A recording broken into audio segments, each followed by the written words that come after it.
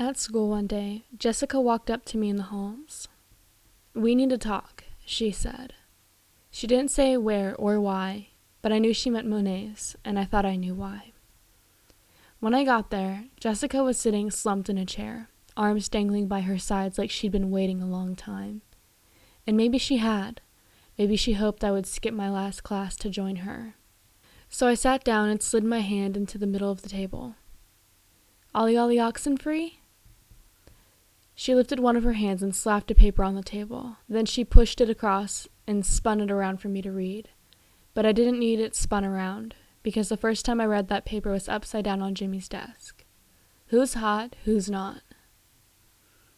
I knew which side of the list I was on, according to Alex, and my so-called opposite was sitting across from me, at our safe haven, no less. Mine, hers, and Alex's. "Who cares?" I told her. "It doesn't mean anything." "Hannah," she said, "I don't care that he picked you over me."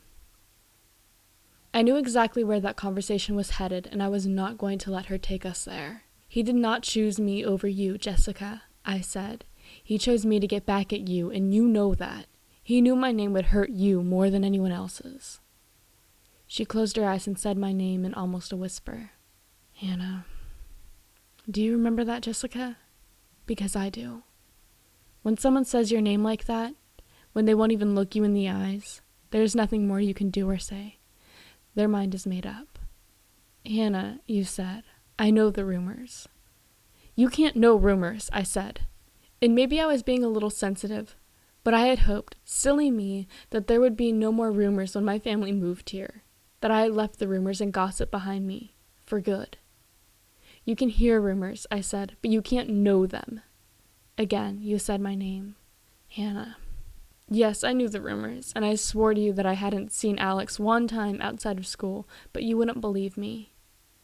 And why should you believe me? Why would anyone not believe a rumor that fits so nicely with an old rumor? Huh, Justin? Why? For Jessica, it was easier to think of me as bad Hannah than as the Hannah she got to know at Monet's. It was easier to accept, easier to understand. For her, the rumors needed to be true. "Fine," I said. "Fine, Jessica. Thank you for helping me the first few weeks of school. It meant a lot, and I'm sorry Alex screwed that up with this stupid little list of his, but he did." I told her I knew all about their relationship. On that first day at Monet's, he had been checking one of us out, and it wasn't me. And yes, that made me jealous. And if it helped her get over it, I accepted any blame she wanted to put on me for the two of them breaking up. But it was not true. But all Jessica heard was me accepting blame. She rose up beside her chair, glaring down at me, and swung. "So tell me, Jessica, which did you mean to do? Punch me or scratch me? Because it felt a little like both, like you couldn't really decide. And what was it you called me? Not that it matters, but just for the record, because I was too busy lifting my hand and ducking. But you got me, and I missed what you said. That tiny scar you've all seen above my eyebrow, that's the shape of Jessica's fingernail, which I plucked out myself. Or maybe you've never seen it, but I see it every morning when I get ready for school. 'Good morning, Hannah,' it says, and every night when I get ready for bed, 'Sleep tight.' But it's more than just a scratch. It's a punch in the stomach and a slap in the face. It's a knife in my back, because you would rather believe some made-up rumor than what you know to be true. Jessica, my dear, I'd really love to know if you dragged yourself to my funeral. And if you did you notice your scar?